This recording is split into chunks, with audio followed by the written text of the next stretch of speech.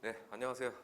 오늘은 지난주에 봤던 약술형 논술 모의고사 해설을 같이 하도록 하겠습니다. 우리 문제는 기존 실제 시험하고 비슷한 유형인 이제 9문제를 출제를 했고요. 그 중에서 한 문제당 하나 문제가 더 이렇게 추가된 것들도 더 합하면 총 한 13개, 14개 정도의 문제로 구성되어 있습니다. 인문계열 기준은 그렇고 자연계는 그거보다 수가 더 적죠. 문제 1번부터 보겠습니다. 이렇게 실제 시험도 그렇고요. 첫 번째 부분은 바로 이 화법과 작문 부분에서 주로 나옵니다. 첫 번째 지문에서는 이런 건의문도 될 수 있고, 그리고 상대방과 서로 대화하는 그런 형태의 지문도 출제가 될 수 있습니다. 다른 전체적인 문제 중에서 좀 가장 쉬운 부분에 이제 해당하는 거죠. 네, 그래서 이러한 문제뿐만 아니고 다른 문제도 마찬가지입니다. 먼저 지문을 다 읽기 전에 문제에서 묻는 것이 무엇인지를 확인하고 지문을 들어가야 불필요한 부분은 생략하고 금방금방 문제를 풀 수가 있겠죠. 문제 1번의 1, 문제 1번의 2를 확인하면 1번은 전체의 내용을 다 읽고 제목을 추론해 보는 것이고요. 그리고 2번은 각각 밑줄 그어져 있는 것에서 이것에 표현된 설득력을 높이기 위한 표현 전략이 무엇인지를 찾아보는 것입니다. 네, 전체 내용을 쭉 한번 봤을 겁니다. 총 한 6개 정도의 문단으로 구성이 되어 있습니다. 우리 시의회가 시민들을 위해서 그동안 노력해 왔다. 그런데 도로 건설에 따라서 지역 주민들의 요구사항은 제대로 전달하지 못하고 있는데 이에 주민들의 목소리를 대변하고 전달해서 문제 해결을 촉구하고자 한다고 1문단에 먼저 이야기를 하고 있네요. 두 번째 문단에서는 땡땡 마을 앞 도로 개설 공사에 대한 대략적인 진행 내용을 얘기를 하고 있습니다. 또 세 번째가 이제 가장 좀 중요할 것 같아요. 그러나 부분이 있죠. 네. 그래서 그러나 이렇게 나와 있을 때는 항상 표시를 해줘야 됩니다. 네, 앞의 내용하고 다른 내용, 정반대되는 내용이나 또는 화제가 다른 곳으로 전환될 때 그러나와 같은 접속사를 써주는 것이죠. 그러나 도로와 가장 인접하여 있음에 따라 도로개통 시 직접적인 소음 및 매연 피해를 입게 될 땡땡마을 주민들의 민원 요구는 제대로 반영 및 해결이 되고 있지 않습니다. 그래서 당초 땡땡마을 주민과의 충분한 협의 없이 도로 노선이 땡땡마을 앞쪽으로 변경됨에 따라서 전체 우려 및 사고가 증가되고 될 수도 있다는 것은 우리 시의회에서도 어느 정도 공감대가 형성되어 있습니다. 그러나 노선 변경으로 인해 하루 수천 대 차량 통행에 따른 소음 및 매연 피해를 안내해야 하는 주민들에 대한 대책을 촉구하지 않을 수 없습니다. 이렇게 됩니다. 그러니까 시민들의 실제 불편 사항을 시의회 차원에서 대변해 준다는 그런 얘기를 이어나가고 있는 겁니다. 다음 문단도 마찬가지입니다.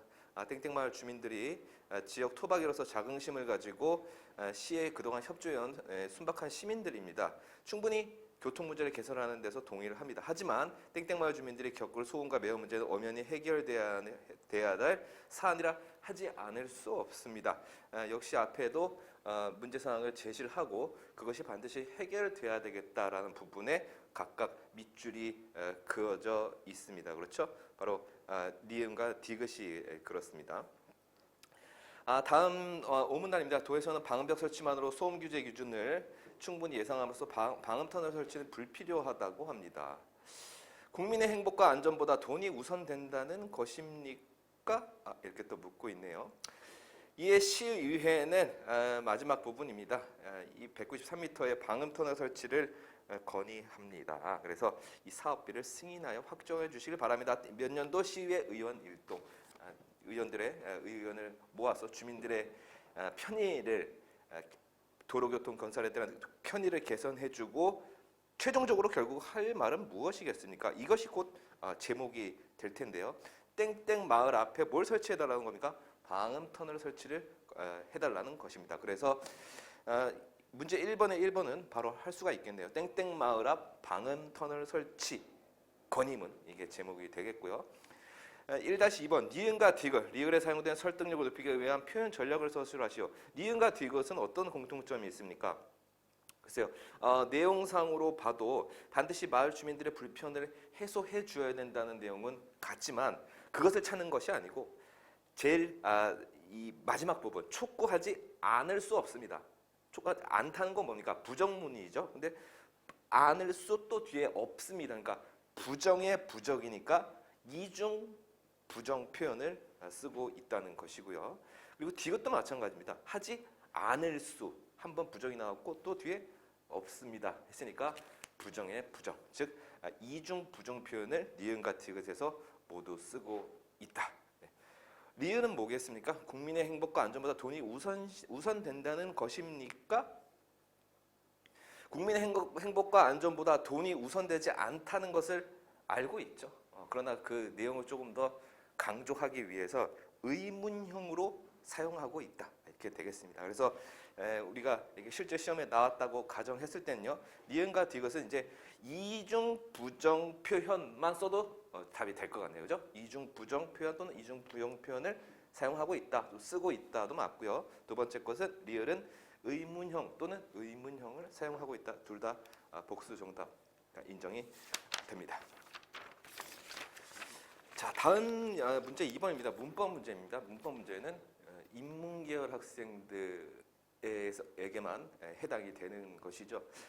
다음 문장에서 주성분을 찾고 그에 해당하는 문장 성분의 이름을 쓰시오 이렇게 됐습니다. 그러면 우리가 문법에서 문장 성분 중에서 그 중에서 이 주성분이 무엇인지를 먼저 좀 찾아보도록 하겠습니다. 이 문장에서 주성분은 네 가지로 나눌 수가 있습니다. 주어와 그리고 서술어,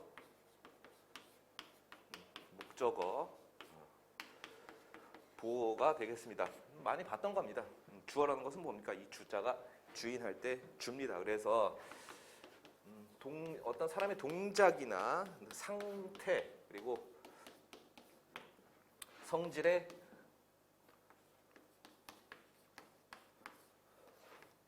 주인, 즉 주체가 되는 성분을 얘기를 합니다. 그래서 주어 뒤에는요 주로 은는 이가가 많이 붙죠. 두 번째는 이게 서술어입니다. 서술어는요 주어의 동작, 성질, 상태를요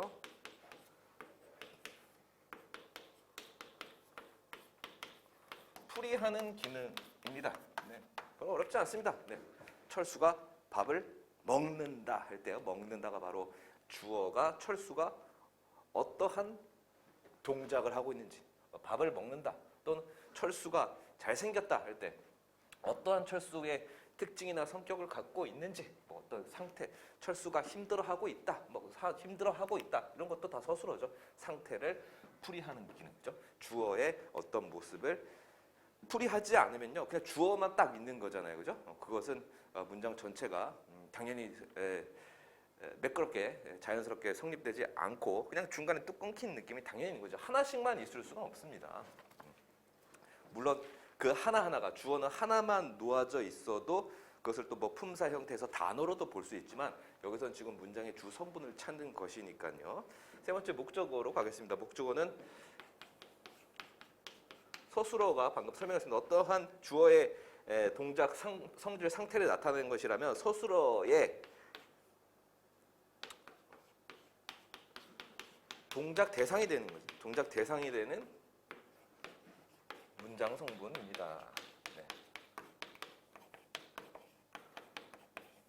철수는 사랑한다 라는 문장보다는 철수는 영희를 사랑한다. 그래서 어떤 사랑한다에 대한 서술어, 사랑한다에 대한 동작 대상이 되는 거죠. 이 대상이 되는 문장 성분입니다. 주로 목적어는 을을 많이 붙죠. 을을.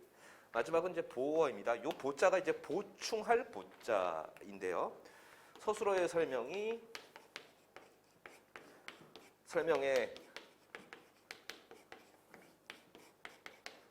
부족함을 보완해주는 것입니다. 네. 그래서 요거를 우리 문제를 가지고 한번 적용해 봅시다. 다음 문장에서 주성분을 찾고 그에 해당하는 문장 성분의 이름을 쓰시오. 주성분 여기 지금 4개가 있죠. 주어, 서술어, 목적어, 보어를 각각 찾아보는 겁니다. 그렇다면요. 1번 동생은 운동을 정말 좋아한다. 은는 붙었을 때 그죠? 그러면 동생이 주어가 되겠고요. 그리고 운동을 을을 붙었을 때 서술어의 대상이 된다. 동작의 대상이 된다. 그러면 운동을 거기다가 뭡니까? 네, 목적어하고 좋아한다입니다. 그죠? 좋아한다에다는 서술어 붙이면 됩니다. 정말은 아무 성분이 아닙니다. 그러니까 굳이 어떤 성분을 찾으라면요. 어떤 그 좋아한다라는 그 서술어를 이제 보충해주는 뭐 여기서 뭐 부사가 될 수도 있고 뭐 관형사가 될 수도 있는데 주성분이 아니기 때문에 여기서는 더 이상 설명은 하지 않도록 하겠습니다. 두 번째 문장 니은입니다. 온갖 나뭇잎이 예쁘게 물들었구나. 그러면 여기서 아는 뭡니까? 그냥 감탄사예요. 감탄사는 여기 아무것도 없죠. 뭐 으윽 아니면 뭐 어머나 뭐 아얏 이런 것들 다 감탄사죠. 어떤 그 자신의 어떤 감정을 조금 더 표현하기 위해서 그런 말들을 붙이지만 감탄사는 또 독립어원으로 또 구분이 또 되는 겁니다. 어쨌든 해당 없으니까. 네, 여기서는 이제 온갖 나뭇잎이 여러분 어떻습니까? 나뭇잎에서 온갖 빼도 돼요. 네, 온갖이라는 걸 빼도 나뭇잎이라는 것은 주어로 성립이 되니까 네, 나뭇잎만 밑줄을 긋고 주어 쓰고요. 그리고 예쁘게란 말은 안 써도 됩니다. 근데 나뭇잎이 물들었구나라는 말만 돼도 문장의 성분을 다 잃을 수가 있어요. 그럼 여기서 예쁘게는 뭡니까? 물들어라는 것을 꾸며주는 부사입니다. 그죠? 뭐뭐 개 아니면 뭐뭐 도록 이런 것들이 부사로 쓰이는 겁니다. 정리하면 나뭇잎은 주어, 물들었구나는 서술어 이렇게만 표시를 해주면 되겠습니다. 디귿입니다. 형은 열심히 공부해서 과학자가 되었다. 형은 주어 그리고 공부해서 열심히라는 건 안 들어가도 되는 거죠. 그죠? 네. 형은 그냥 공부했다는 말 자체로도 설명이 되니까요. 형은 공부해서 서술어 그리고 과학자가 되었다는 서술어인데 무엇이 되었다. 조금 더 이 서술어의 내용을 조금 더 보충해주기 위해서 뭐뭐가 되었다 할 때는요, 요 보어라고 써주면 되겠죠. 그래서 형은 주어 공부해서 서술어 과학자가 보어 그다음에 되었다는 서술어 이렇게 표시를 해주겠습니다. 자, 다음 문제 3번으로 넘어가 보도록 하죠. 과학지문이에요. 여러분 그 과학지문 나오면 어려워하는 친구들이 있습니다. 그 이유는 무엇이냐? 과학지문 안에 보면 또 물리나 화학 같은 내용이 나오면 공식이 나오고 때로는 그것을 계산해야 되는 문제도 있어서 그렇습니다. 그러나 그런 문제는 혹시 나온다고 해도 아주 단순한 원리로 이 지문 안에 있는 내용을 가지고 금방 적용해서 풀 수 있는 문제들이 많거든요. 이 문제 3번은요. 뭐 그런 계산 문제도 아닙니다. 전체 내용을 쭉 자기가 문단별로 구분을 해서 그 안에서 말하고자 하는 가장 핵심 키워드는 무엇인가를 찾는 것입니다. 그러면 이렇게 봐도 핵심 키워드가 너무 많은 것 같죠? 그러면 먼저 문제부터 살펴보는 겁니다. 윗글의 내용은 다음과 같이 나타날 때 기억부터 미음에 들어갈 내용을 적으시오 이렇게 됐습니다. 그러면 이 네모 박스 안에 있는 내용 있죠? 땀의 효과적 처리가 중요한 스포츠용 옷의 소재부터 제일 마지막에 있는 투습 방수를 이용해서 땀의 흡수, 배출 및 방수등 효과도 함께 가지고 있는 소재인 뭐뭐뭐 이것이 각 문단을 각 단락을 정리한 내용입니다. 1문단에 뭐 2문단에 뭐 이런 식으로 정리가 되어 있는 거니까요. 이 문제 자체를 풀면서 내용을 또 정리해 보시면 더욱 좋습니다. 그러면 다시 한번 지문으로 돌아가면요. 1문단에서는 지금 무슨 얘기를 하고 있어요? 인간이 뭐 땀을 흘리는 뭐 내용 어쩌고 얘기를 하면서 스포츠용 옷의 소재를 얘기를 할 것 같아요. 근데 여기서는 문제가 안 나왔으니까 두 번째로 넘어가는 거죠. 이 문단에 가면 옷의 소재 중에서 땀 흡수가 가장 뛰어난 것은 뭐라고 했습니까? 천연섬유라고 했어요. 그죠? 천연섬유. 그러나 천연섬유는요. 땀을 흡수해버리면 더 이상의 땀을 흡수할 수 있는 능력이 떨어져 옷이 달라붙는다고 했고 나중에 뭐 옷에서 냄새도 난다고 했습니다. 그래서 이걸 해소하기 위한 것이 흡한 속건 소재입니다. 그죠? 그래서 기억에는 천연섬유의 장점과 단점이 제시가 되어 있고 그것을 고안하기 위한 흡판 속건 소재에 대한 얘기까지도 나오고 있습니다. 세 번째 문단을 보면요, 흡판 속건 소재 앞에 했던 내용을 그대로 이어서 갑니다. 친수성 소재하고요, 소수성 소재를 함께 써야 되는데요. 친수성 소재는 물을 잘 흡수한다. 그리고 소수성 소재는 물을 잘 흡수하지 않는다. 이것을 같이 이렇게 그 옷에서 옷감을 이제 사용하는 이유는요, 바로 이것을 통해서 합성 섬유를 강해 친수성을 높이는 방법도 나와 있고 모세관 현상을 설명하기 위해서 이 두 이야기를 하고 있습니다. 그러면 리음과 디귿은 각각 친수성 그리고 소수성 소재를 함께 사용한다. 이 두 개를 뭐 이렇게 당연히 거꾸로 쓰면 안 되겠죠. 뭐 니은에다가 뭐 소수성 소재를 쓴다든지 이런 실수가 실제 시험에는 없어야 되겠습니다. 리을은 뭐가 들어가겠습니까? 네, 바로 이제 모세관 현상을 또 상세히 또 설명을 하고 있네요. 여기서는 또 나름대로 또 과학적인 또 원리에 대해서 좀 장황하게도 설명을 하고 있지만 문제에서 묻는 건 아닙니다. 그렇기 때문에 이렇게 그 폭이 더 좁고 더 좁으면 그 올라가는 더 압력이 더 세지기 때문에 물을 더 빨아들이는 힘이 더 크다. 이 정도로까지만 이해를 해주시고 그 밑에는 이제 모세관 현상을 또 어떻게 이용할 수 있을까 현재 생활에서요, 그죠? 그러면 여기에 모세관 현상을 이용하는 섬유 각용 방법에 대해서 나옵니다. 이것을 삼각형, 오각형 별명으로 불규칙하게 또 만들라고 하라네요. 그러면 더 흡수가 더 훨씬 빨라진다고 합니다. 여기서는 문제로까지는 여기 문제는 없네요, 그죠? 리을 다음에 미음의 모세관 현상을 이용하는 섬유 조작의 두 가지 방법 여기는 그대로 제시가 되어 있으니까 마지막 부분만 찾으면 되겠습니다. 투습 방식을 이용해서 흡수 배출 방수성의 효과도 모두 같이 함께 가지고 있는 소재인 이제 고어텍스라고 쓰면 되겠죠. 미음은요, 그죠? 그래서 땀을 물방울이 이제 섬유를 통과할 수 없다. 그러나 몸속에서 일어나는 땀, 몸속에서 나는 땀은 그것이 물로 바깥으로 배출되는 것이 아니고 이것이 뭡니까? 마르면서 옷에 있는 입자보다 더 작기 때문에 밖으로 빠져나갈 수 있지만 밖에서 예를 들어서 비가 내린다고 하면요, 비는 옷엔 또 들어갈 수 없죠. 왜냐하면 물방울은 그 고어텍스의 그 얼개가 있잖아요, 그죠? 그 얼개를 통과하기까지는 물방울이 더 크기 때문에 그 내용을 좀 길게 여기서는 더 설명을 또 하고 있습니다. 자, 그래서 기억부터 미음까지 여러분들 각각 2점을 줬는데 틀리는 친구는 아마 없었을 거라고 생각합니다. 이렇듯 과학 지문은 너무 어렵게 생각하지 마시고 하나하나 좀 찾아보고 각각 대입을 한다면요, 더 어려운 것도 응용을 할 수가 있습니다. 자, 다음 문제로 넘어갑니다. 어디입니까? 5페이지, 6페이지입니다. 6페이지에서는요, 세대별 유전자 가위의 특징을 다음 가지 표로 정리한다고 했을 때 기억 미음에 들어갈 말을 각각 적어봅시다. 이렇게 됩니다. 앞에 있는 지문하고 비슷한 또 구성으로 또 되어 있습니다. 유전 질환뿐만 아니고 최근에 유전자 가위 기술이라는 것이 나왔습니다. 그럼 이 유전자 가위 기술이 무엇인가에 대해서 1문단에서는 간단히 설명을 하고 있고요. 그 다음엔 그 밑에부터는 유전자 가위 기술이 그러니까 점점 업그레이드가 된 겁니다. 제 1세대는 맨 처음에 나온 게 뭡니까? 징크 핑거 뉴클레이즈 ZFN이라고 하고요. 2세대 이제 탈렌이 있고 3세대 이제 크리스퍼가 있습니다.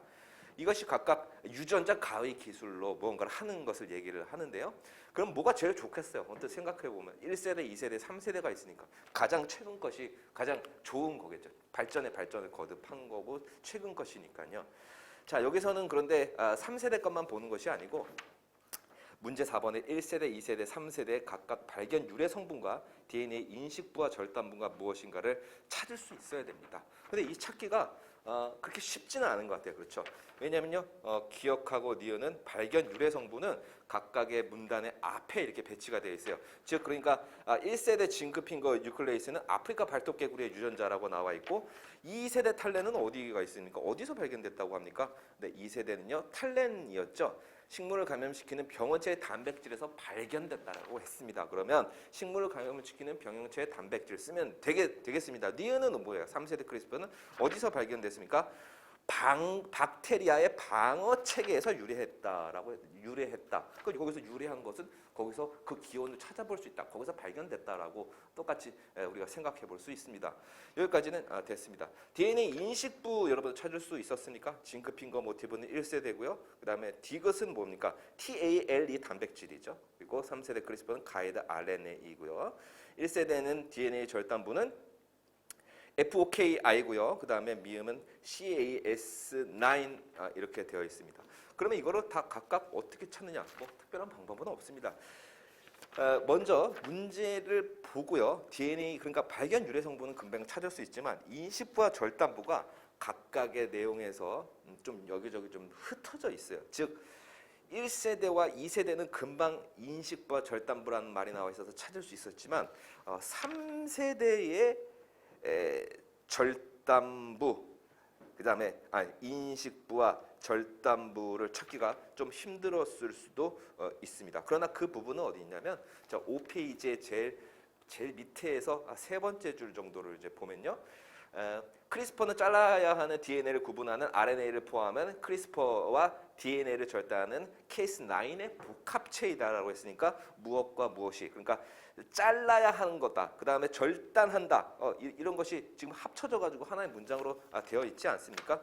그렇게 되면 바로 이 부분이 인식부와 절단부다. 즉 다시 가이드 RNA와 그리고 CAS9의 복합체라고 했으니까요. 이것을 절단부와 인식부로 다시 치환해서 여러분들이 생각을 해보셔야겠습니다. 네, 문제 5번으로 한번 가보겠습니다. 자, 윗글을 읽은 학생이 보기 1과 보기 2의 자료를 접하게 되었습니다. 보기 2에 대한 학생의 반응으로 적절한 말을 빈칸에 채우시오. 보기 1은요. 유전자 가해를 이용해서 유전체에 유전 물질을 도입하지 않고도 유전체 교정을 이룰 수 있다. 이것은 무엇이었습니까? 1세대, 2세대, 3세대 중에서 크리스퍼, 3세대 크리스퍼의 내용이었습니다. 그래서 이거를 가지고 현재 보기 2번 최근에 이게 바나나 품종인 캐번디시가 최근까지도 그 바나나 대표적인 품종이었어요. 그런데 그 전에는 뭐냐 그로스 미셸이 원래 먼저 있다가 그 다음에 이제 캐번디시였거든요. 근데 그로스 미셸은 TR1에 의해서 순식간에 최후를 맞이하였습니다. 파나마병이라는 것은 바나나의 그 뿌리에 이제 흡착하면서 바나나의 잎사귀를 누렇게 변하게 하면서 바나나를 결국 죽이는 어떤 그런 바이러스 중에 하나인데요. 그런데 어쨌든 지금 캐번디시가 있는데 이 캐번디시가 TR4로 인해서 캐번디시 바나나마저 쓰러지고 있습니다. 그러면 이것을 유전자 가위 기술을 이용해서 어떻게 이 바나나를 살릴 수 있을까 생각할 수 있죠. 그죠? 바로 이 유전자 3세대 기술을 이용해서 그렇습니다. 그래서 학생 맨 밑에 보면요. 최근에 유전체 교정 기술을 통해 바나나의 유용한 형질을 유지하면서도 병원성의 저항성을 가지도록 품종을 개량한다. 캐번디시 바나나를 뭐에 대항합니까? 네, TR4 때문에 지금 쓰러지고 있잖아요. 그럼 TR4, 곰팡이균 TR4라고 써도 됩니다. 곰팡이균 TR4에 저항을 갖는 바나나로 품종을 개량하기 위해서 유전자가 뭡니까? 크리스퍼를 이용하면 되겠죠. 이용해서 뭐의 기능을 파괴합니까? TR4가 가지고 있는 어떤 바이러스 유전자라고 쓰면 되겠죠. TR4의 뭐 병원성 유전자라고 써도 되고 아니면 TR4의 유전자라고 써도 되겠습니다. 네, 다음은요. 네, 8페이지, 9페이지를 한번 보도록 하겠습니다. 8페이지는 지금 광유전학 기술에 대해서 나오고 있어요. 이 광자가 빛광자입니다. 그래서 광유전학 기술은 빛으로 신경세포를 선택하거나 자극하거나 억제해서 정신 육체적 이상 현상을 치료하는 기술을 뜻한다고 합니다. 그래서 이것을 이용해서 신경세포를 조금 더 활성화시킬 수도 있고 또 억제시킬 수도 있다. 또 1문단의 마지막 부분에서는 그 문장이 제일 중요한 것 같아요. 바로 이 광유전학 기술을 쓰고 있는 이유는 뭐냐면 그동안의 전기자극 기술은 예를 들어서 병이 있는 사람에게 그거를 쏜다고 전기자극을 가한다고 하면 좋은 세포든 나쁜 세포든 전부 다 영향을 주기 때문에 좀 부작용이 일어날 수도 있다는 것 아니겠습니까? 그런데 여기서는 이 광유전학 기술은 표적 신경세포만을 정확하게 자극할 수 있기 때문에 좋다는 얘기를 하고 있습니다. 그럼 계속 그 얘기를 하겠죠? 자, 1문단의 내용이 그렇고요. 2문단에서는요. 어떻게 빛으로 신경세포의 활성화를 조절할 수 있을 것인가? 바로 녹주류에서 찾았죠. 녹주류에는 뭐가 있습니까? 네, 채널로 돕신이라는 게 있습니다. 가장 많이 나오는 채널로 돕신. 이 단백질이 있대요. 네, 그래서 이것을 이용해서 한다. 뭐 이 문단의 내용은 그렇고요. 그다음에 이제 3문단의 내용은 채널로 돕신 단백질을 신경세포에 어떻게 주입할 수 있을까라는 겁니다. 여기서 이제 바이러스라는 말을 이용하면서 우리의 이해를 더 쉽게 해주고 있어요. 바이러스라는 것은 우리가 일반적으로 생각하는 것은 별로 뭐 이렇게 몸에 안 좋은 질병을 유발하는 것, 미생물로 간주되지만 그렇지 않습니다. 생명과학에서는 바이러스는 매우 유효한 도구라고 얘기를 합니다. 그래서 뭐 예를 들어서 우울증을 겪는 사람의 이 경로, 그리고 그렇지 않은 즐거운 사람의 경로, 여기에다가 이 채널로돛신을 활성화시킬 때 이 경로가 어떻게 바뀌는지에 대해서도 얘기를 하고 있습니다. 그래서 그리고 그 마지막 부분에서, 마지막 문단에서는요, 이것이 활성화시키는 기술도 있지만 그 발현되지 않았으면 하는 그런 세포도 있잖아요. 그것을 또 억지로 이제 가두는 방법도 있습니다. 그것이 바로 광유도 분자 올가미 기술인데요. 네.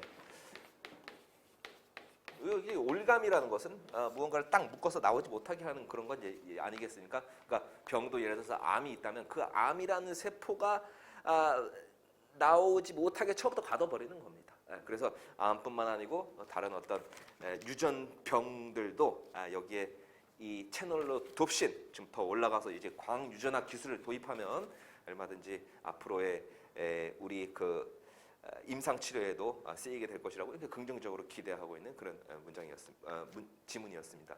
문제 6-1번은 천천히 처음부터 따라가면서 써주면 돼요. 그런데 하나는요, 6번의 경우는요, 이것이 차례대로 써서 내려가서 찾다 보면 없어요. 왜냐하면 6번은요, 채널로돛신 단백질을 신경세포에 주입하면 빛으로 뭐뭐만 정확하게 자극할 수 있다는 말. 이 말은 1문단에 있거든요. 그죠? 1문단의 마지막 표적신경세포만을 정확하게 자극할 수 있기 때문이다. 그래서 그 부분은 위에 있기 때문에 여기서는 하나의 그 뭐랄까요? 좀 수험생들이 이 지문을 정확하게 읽고 답을 다 쓸 수 있는지, 그렇지 않으면 어떻게 됩니까? 그냥 지문 문제하고 지문만 왔다 갔다 쓰면 찾기가 또, 아니면 찾기가 어렵거나 또 앞으로 또 다시 가야 되는 그런 경우도 생길 수도 있어요.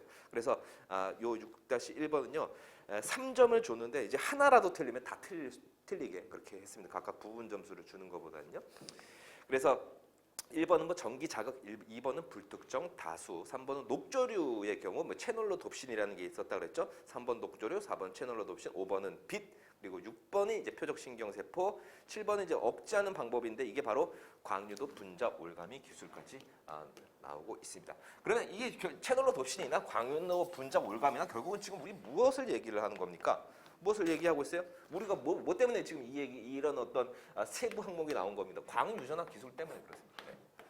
그래서 자기가 과학 지문을 읽을 때는요 이렇게 됩니다. 제일 먼저 무언가 큰 얘기가 나와요.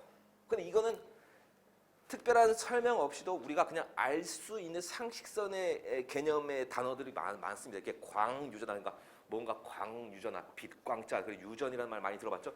그런 얘기를 하다가 점점 좁혀 들어가요. 그죠? 여기 이제 좁혀 들어가고, 그 다음에 여기에서 또 뭐 이 얘기 하다가, 그리고 여기서 뭐 또 세 개로 또 갈라지거나, 이렇게 되니까 결국에는 내가 무엇만 생각나냐면 한 요 정도밖에 생각이 안 나. 한 이 정도밖에 생각이 안 나는 거예요.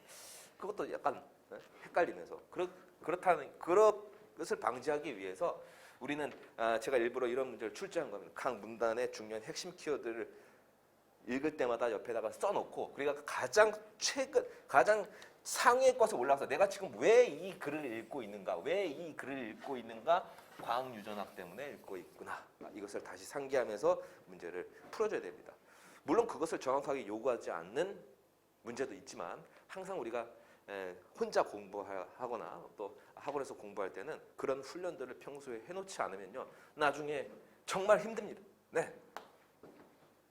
상위로 계속 가서 생각한다는 것은 귀찮은 작업이에요. 그러나 그 귀찮은 작업을 머릿속에서 해주면요 앞으로 어떤 지문이 나오든 자기가 체계적으로 그 내용을 머릿속에 종합해서 또 아무리 혼합이 돼도 다시 그 자리에 갖다 놓을 수 있는 능력이 생기는 것입니다. 그게 정말 중요하죠. 자, 그래서 6-2번 한번 가봅시다. 망막생소 변성증 환자의 시력을 회복시킬 수 있는 방법과 그 방법을 활용했을 때 시력이 회복될 수 있는 이유를 서술하시오. 망막은 빛을 감지하고 신호를 두뇌로 전달하기 위해 협력하는 세 개의 세포층으로 구성되어 있어요. 첫 번째가 광수용체, 두 번째가 광수용체와 세 번째 층을 연결해주는 양극세포로 구성되어 있고, 세 번째 신경은 신경절 세포로 이것이 최종적으로 두뇌로 전달하는 역할을 합니다. 그럼 왜 이 망막생소 변성증 사람들은 이걸 못 볼까요? 시력을 왜 못 볼까? 막 빛을 감지할 수 없기 때문에 그렇습니다. 처음부터 근본적인 문제가 있는 거지. 그렇죠? 두 번째나 세 번째 문제가 아닌 게 처음부터 빛을 흡수할 수가 없습니다. 그러니까 내가 지금 앞에 있는 게 뭐 물체가 희미하게 보이고 그런 정도의 수준이 아니고 아무것도 안 보입니다. 그렇죠? 빛이 안 들어오기 때문에. 그럼 당연히 뭐 물체도 감지할 수 없고 지금 낮인지 밤인지 구분이 안 가는 그런 안타까운 그 병이라고 여러분들이 생각해서 문제를 풀면요. 자, 그러면 이 유전학 기술, 광유전학 기술은 뭐라고 그랬습니까? 방법. 채널로 돕신을 망막에 광수용체에 주입하면 되겠죠. 그럼 그게 열릴 거 아니에요, 그죠? 새로운 밖에서의 좋은 어떤 광유전자 기술을 거기 넣으면요, 없던 시스템이 눈에서 생기는 것이니까요, 그렇죠? 시력이 회복될 수 있는 이유는 뭡니까? 망막에 주입된 채널로 덮친 광수용체의 역할을 대신하게 되겠죠. 대신이라는 말을 써줘야 돼요, 그죠? 채널로 덮친 광수용체의 역할을 대신하다. 첫 번째 층에 눈에 있는 게 광수용체라고 그랬죠. 역할을 대신해서 빛을 감지하고, 그래서 이것을 최종적으로 어디에 전달해줘야 됩니까? 뇌에다 전달해줘야 되죠. 그죠? 그러면 다시 한번 정리하면 이 채널로 돕신이라는 말은 들어가야 돼요. 채널로 돕신이 광수용체의 역할을 대신해서 빛을 감지합니다. 그죠? 순서대로 써가면 돼요. 빛을 감지한다. 감지하면 뭐 합니까? 감지만 하면 끝납니까? 아니죠. 그것이 딸기인지 사과인지 수박인지 어딘지 여기가 어딘지 그런 것도 구분을 할 수 있어야 되죠. 그러면 그것은 최종적으로 뇌가 그런 기능을 하거든요. 이를 신경절 세포로 전달해 주기 때문이다. 여기까지 써주는 것이 정답, 만점을 받을 수 있는 것입니다. 다음 문제로 넘어가 보죠. 다음은요. 네, 인과 예 그리고 인의 예 이렇게 유교 윤리에 대한 이야기가 나오네요. 총 한 4문단 정도로 나눠 볼 수가 있어요. 첫 번째에서는요.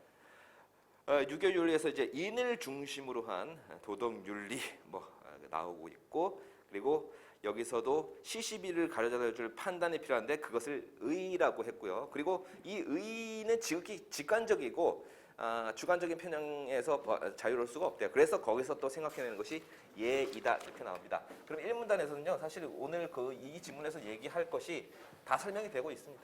네.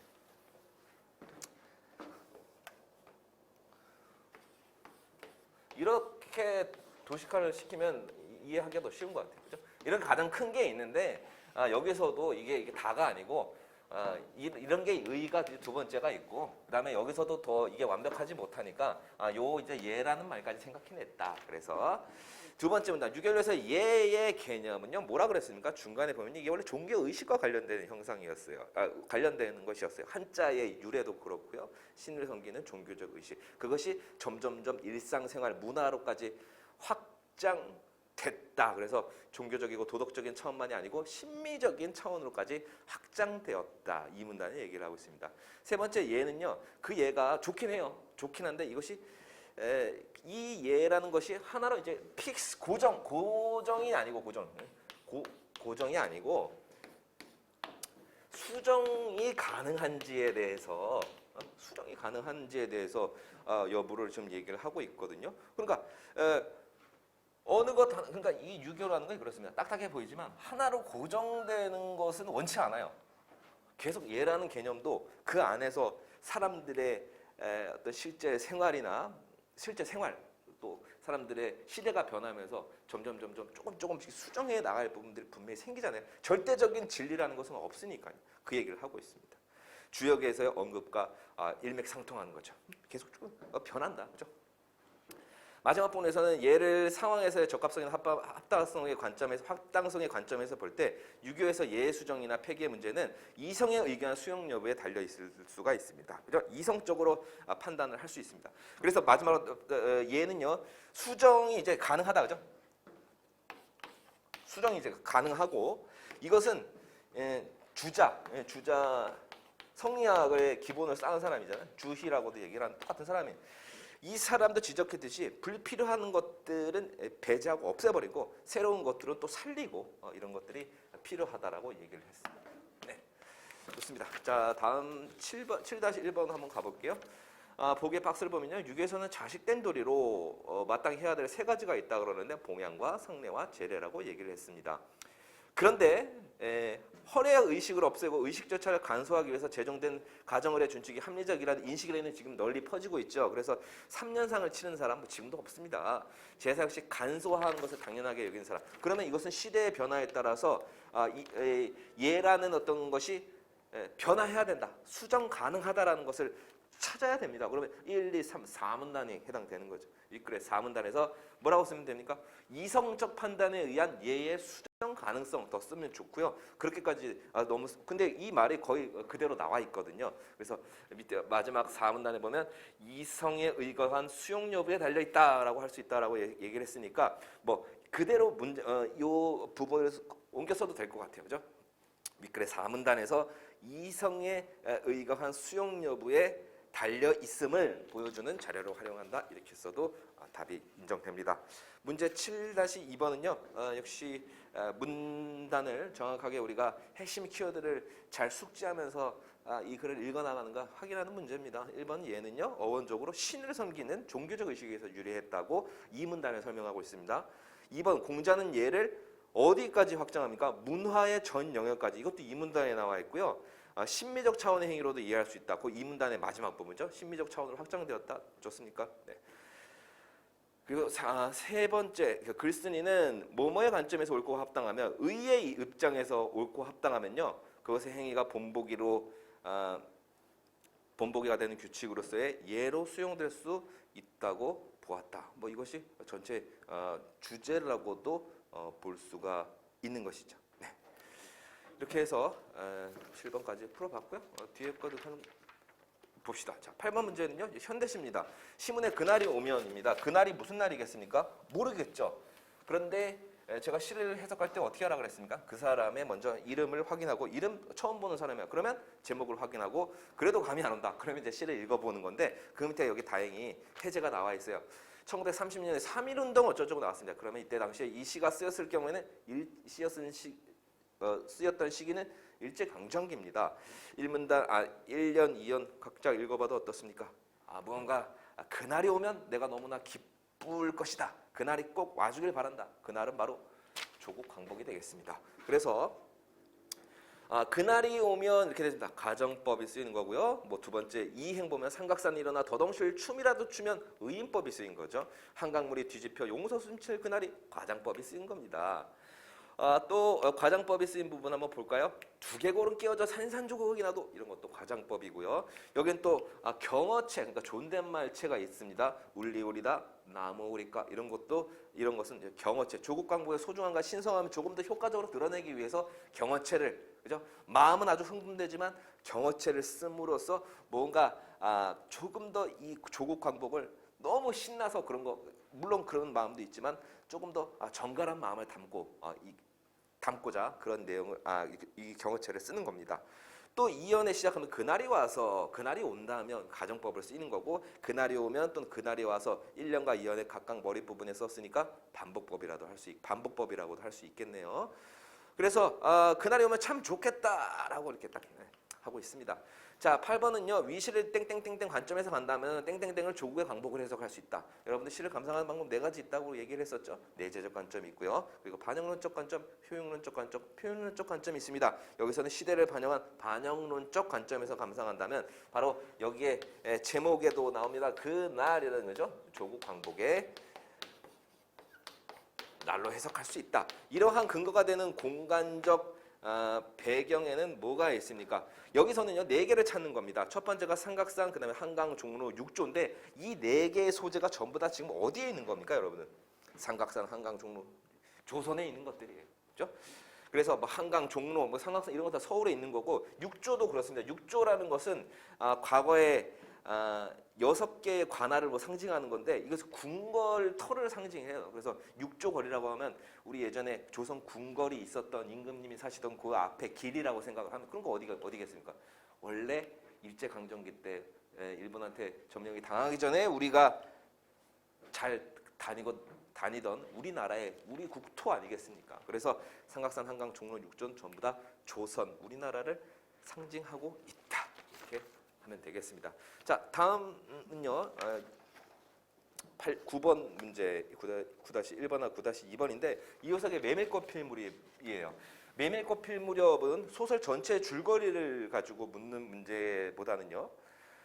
주로 이 A 부분 있죠. A 부분이 소설임에도 불구하고 아주 시적인 표현 그리고 공감각적인 표현, 즉 시각, 청각, 뭐 후각 이런 것들이 잘 어울려져서 아주 시적으로 그러니까 감각의 전이가 잘 일어나는 부분, 거기가 대표적인 부분이 이 부분입니다. 물론 내용 전체 줄거리도 재밌고 흥미롭고 그 시대에 일어날 수 있을 만한 그런 일들을 잘 얘기했지만 희한하게 어느 순간부터 이 A 부분 아주 아름답게 메밀꽃밭을 묘사한 그 부분이 시험에 자주 출제되고 있어요. 그래서 9-1번은요. 이 두 부분을 찾는 거죠. 공감각적 이미지, 그러니까 시각, 청각 이 두 개의 심상 이상이 들어간 걸 얘기를 해요. 첫 번째가 짐승 같은 달의 숨소리가 손에 잡힐 듯이 들리며 이 부분 있죠. 그러면 달의 숨소리라는 것은 이제 청각적 심상 그리고 손에 잡힌다 뭐 시각적 심상 둘 다 쓰였으니까요. 또는 들리며 이것도 청각이니까 어쨌든 청각과 시각이 둘 다 쓰이고 있다. 그죠? 청각이 2번, 시각이 1번 쓰이고 있고 또 하나는 방울 소리가 시원스럽게 딸랑딸랑 메밀밖으로 흘러간다 부분 있죠. 그래서 방울 소리는 뭐 청각 그리고 흘러간다 시각 한 문장 안에서 그것이 다 쓰이면 공감각적 심상 감각의 전이가 일어난다고 보셔야겠습니다. 9-2번은요. 주인공 허생원의 장돌뱅이의 삶을 계속하면서 자연과 하나 되는 삶을 지향하고 있으면 알 수 있게 해주는 부분을 찾아 쓰시오. 어디겠습니까? 찾기 어려웠습니까? 아니에요. 네, 여기 이런 부분 있죠. 난 거꾸로 질 때까지 이 길 걷고 저 달 볼 테야, 그죠? 이것이 위에 부분에 14페이지 위에서 세 번째 줄에 있는 거죠. 난 거꾸로 질 때까지 이 길 걷고 저 달 볼 테야 이렇게 있습니다. 그러면 이것은 곧 자연과 하나 되는 삶을 지향하고 있다라는 것도 물론 알 수 있고요. 자신의 운명에 순응한다.